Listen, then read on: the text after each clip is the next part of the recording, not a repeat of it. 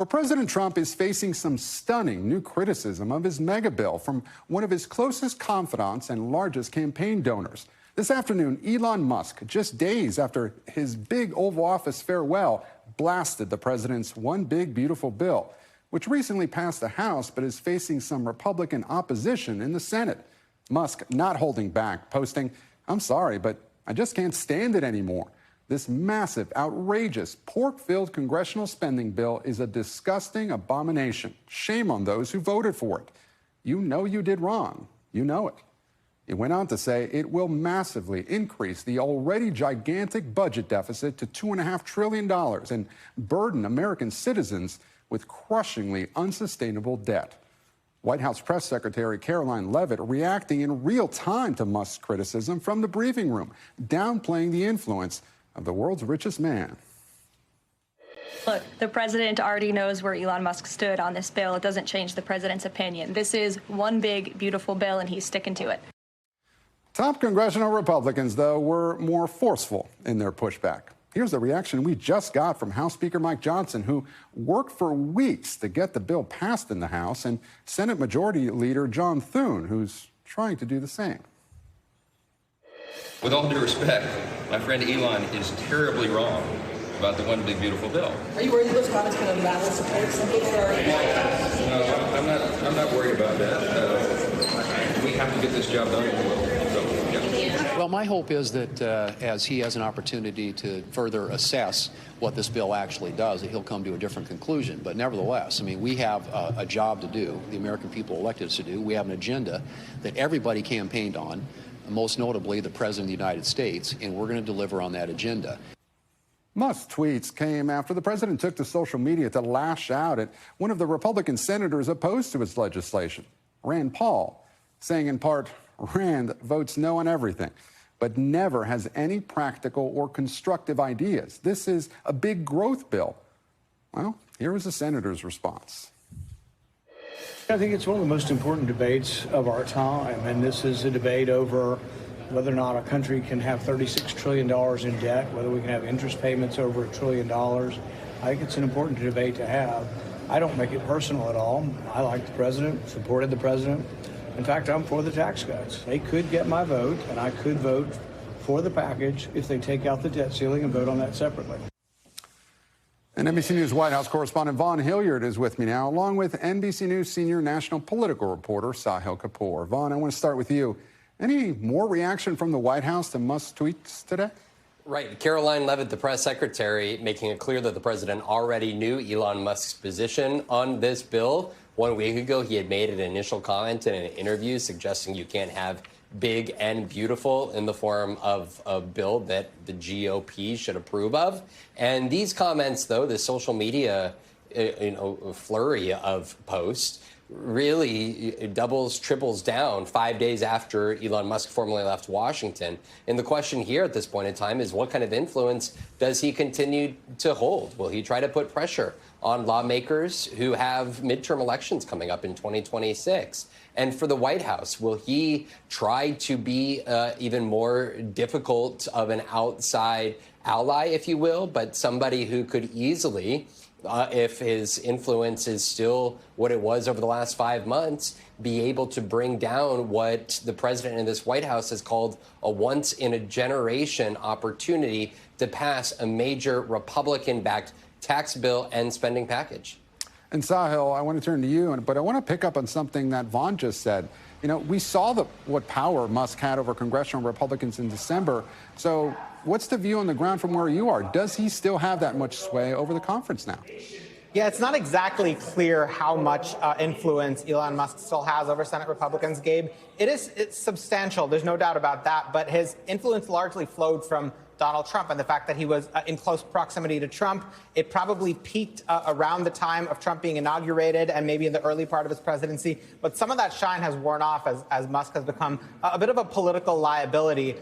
in the run-up to the point where he was ultimately dismissed from DOJ. But nevertheless, this does very clearly influence the debate among Senate Republicans as they now take ownership of this bill. They try to revise it and pass it, because Musk is calling out the hypocrisy here on the deficits, the fact that Republicans have sold this bill as an attempt to reduce the deficit when it actually does increase the deficit. Elon Musk is factually correct about that. Increases the deficit by over $2 trillion. Several Republican senators I spoke to today said, they do need to take a look at the spending aspect and the red ink aspect and cut spending more, including Senator Ted Cruz, including Senator Kevin Cramer, who conceded that Elon Musk does have a point here. So the debate might be moving in the direction of the fiscal hawks, which could complicate what happens on the other end with the centrists. So it was striking that Speaker Johnson wasn't particularly shy about pushing back on Musk. He had some pretty pointed words. What else did he have to say? Yeah, very unhappy with Elon Musk was Speaker Mike Johnson. He has worked really hard to get this bill over the line through his narrow House majority. He's highlighting the fact that there are more than $1 trillion in cost savings in this bill. What Speaker Johnson isn't mentioning, however, is the fact that the tax cuts and the new spending increases on immigration enforcement and the military outstrip those savings. Nevertheless, take a listen to what else Speaker Johnson had to say in terms of questioning whether Elon had a business interest in defeating this bill. It's a very important first start.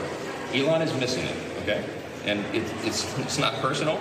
I know that the EV mandate, very important to him, that is going away because the government should not be subsidizing these things. It's part of the Green New Deal, and I know that has an effect on his business, and I lament that. We talked about the ramp down period on that and how that should be duly considered by Congress, but for him to come out and ban the whole bill is to me just very disappointing, very surprising in light of the conversation I had with him yesterday. That's the Republican Speaker of the House wondering whether the Tesla CEO is worried about the clean energy cuts and how it would affect his business. Notably, Gabe, I spoke to Senator Chris Murphy, the Democrat from Connecticut, who also said his response to the tweet was a broken clock is right twice a day. But he said he doesn't think there's any sincerity in Musk's complaints about the red ink, that he was only worried about his own business interests as well. So a little bit of interesting convergence there between the Republican Speaker and at least some Democrats. Well, Vaughn, we just heard from Sahil there about the deficit, a fact check there. The White House, though, is dismissing the reports that this big, beautiful bill will actually add to the deficit. What's the justification there? Right. They're playing defense on two fronts. Number one, the extent to which it does or does not, or just how big of the deficit this will add on to. And the Congressional Budget Office came out and suggested that it would add at least $3.6 trillion to the deficit over the next 10 years, which the White House has aggressively pushed back on. I want to let you listen to the White House press secretary make her case. There hasn't been a single staffer in the entire Congressional Budget Office that has contributed to a Republican since the year 2000. But guess what? There have been many staffers within the Congressional Budget Office who have contributed to Democrat candidates and politicians every single cycle since. So unfortunately, this is an institution in our country that has become partisan and political, and we are very confident in our own economic analyses of this bill. Now, the Congressional Budget Office is currently run by a former Bush administration official. It has been a long-standing that this is a nonpartisan entity that helps lawmakers situate and address whether they are going to vote for certain bills or not. And in the scenario of this White House, though, they're also playing defense when it comes to the cuts and the extent to which there are Medicaid cuts, particularly, and making the case that if you're an able-bodied, hardworking American working 80 hours a month or volunteering 80 hours a month, that you are still going to be eligible for Medicaid, and that effectively those who will be taken off the rolls are those individuals who are not working, who are individuals that may be undocumented, which we know is not the case, but in some states, that there are 12 states in which that states do provide some Medicaid benefits to undocumented individuals. And so this is where you see the administration saying they will cut off some Medicaid funding to those particular states. So there's a lot of defensive approaches here that this White House is making to try to get this over the finish line. And Sahil, before I let you go really quickly, the White House is also asking Congress to codify cuts to DOGE cuts, rather, and also USAID and public broadcasting cuts. What more do you know about that? Yeah, this is a rescission package, Gabe. It first goes to the House, where they need a simple majority to pass it. Then it goes to the Senate, where it's filibuster-proof. In other words, Democrats can't stop it. So the only question becomes, do Republicans have the votes to pass it? It is largely cuts to foreign aid, which Republicans, for the most part, do support cutting. So I think if it passes the House, it would be difficult for Senate Republicans to look at this $9-point-some billion package and say they don't support it, given that it is ultimately a drop in the bucket. Still TBD. Sahil Kapur live for us on Capitol Hill. Vaughn, Hillyard outside the White House. Thank you both so much.